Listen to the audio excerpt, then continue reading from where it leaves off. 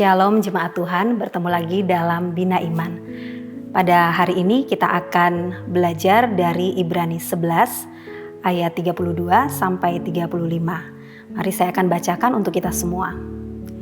Dan apakah lagi yang harus aku sebut? Sebab aku akan kekurangan waktu apabila aku hendak menceritakan tentang Gideon, Barak, Simson, Yefta, Daud, dan Samuel, dan para nabi yang karena iman telah menaklukkan kerajaan-kerajaan, mengamalkan kebenaran, memperoleh apa yang dijanjikan, menutup mulut singa-singa, memadamkan api yang dahsyat. Mereka telah luput dari mata pedang, telah beroleh kekuatan dalam kelemahan, telah menjadi kuat dalam peperangan, dan telah memukul mundur pasukan-pasukan tentara asing. Ibu-ibu telah menerima kembali orang-orangnya yang telah mati sebab dibangkitkan. Tetapi orang-orang lain membiarkan dirinya disiksa dan tidak mau menerima pembebasan supaya mereka beroleh kebangkitan yang lebih baik. Puji Tuhan. Firman Tuhan saya berikan judul Jalan dengan Iman Karena Mendengar. Kali ini kita akan belajar dari seorang tokoh iman yaitu Samuel. Samuel ini adalah seorang anak yang diperoleh dari sebuah pergumulan doa. Kita tahu bersama bahwa Elkana dan Hana tidak memiliki anak dari hubungan mereka sebagai suami istri karena Hana mandul.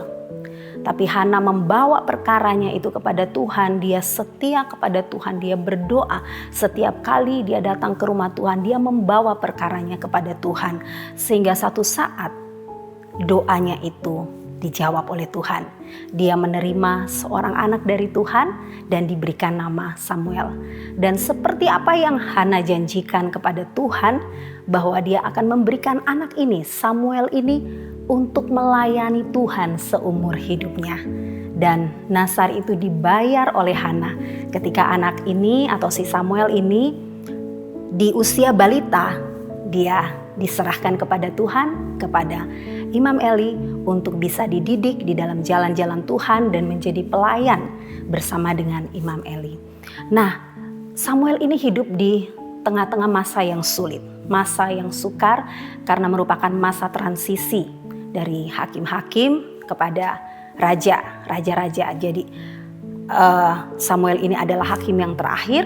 Tapi kemudian di zaman raja-raja dia adalah seorang nabi yang pertama kali memberikan nubuatan. Dan dia ini orang yang benar-benar dipilih oleh Tuhan sesuai dengan namanya. Nah, mari kita akan melihat nama dari Samuel itu sendiri. Arti nama Samuel adalah Allah mendengar. Allah mendengar.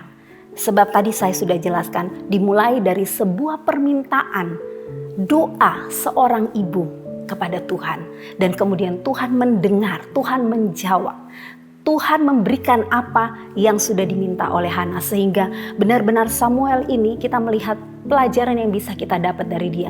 Dia orang yang selalu mendengarkan Tuhan dalam hidupnya. Nah, ini poin penting, satu poin saja, mendengar dari Tuhan. Ini menjadi poin yang bisa kita bawa dan pegang hari ini, bahwa kita perlu mendengar dari Tuhan. Ketika Samuel dipanggil oleh Tuhan yang pertama kali di usianya kurang lebih 12 tahun. Dia menerima panggilan Tuhan yang pertama. Tuhan memanggil dia dengan nama Samuel, Samuel, Samuel. Dan dia mendengar, dia meresponi. Nah, disinilah kita melihat betapa Samuel itu membuka telinganya untuk Tuhan. Menerima apa yang Tuhan sampaikan kepada dia. Dan dia berjalan di dalam apa yang dia dengar dari Tuhan. Sehingga dalam perjalanan pelayanannya ketika Raja Saul, raja yang juga diurapi oleh Samuel pada saat itu, berbuat sebuah kesalahan. Dia melangkahi apa yang seharusnya dilakukan oleh Samuel. Apa yang Samuel katakan? Bukankah mendengar itu lebih baik daripada korban? Apakah Tuhan akan berkenan dengan semua korbanmu? Mendengar lebih baik. mendengar lebih baik daripada korban. Nah, kata kunci ini biarlah kita bawa dalam perjalanan iman kita.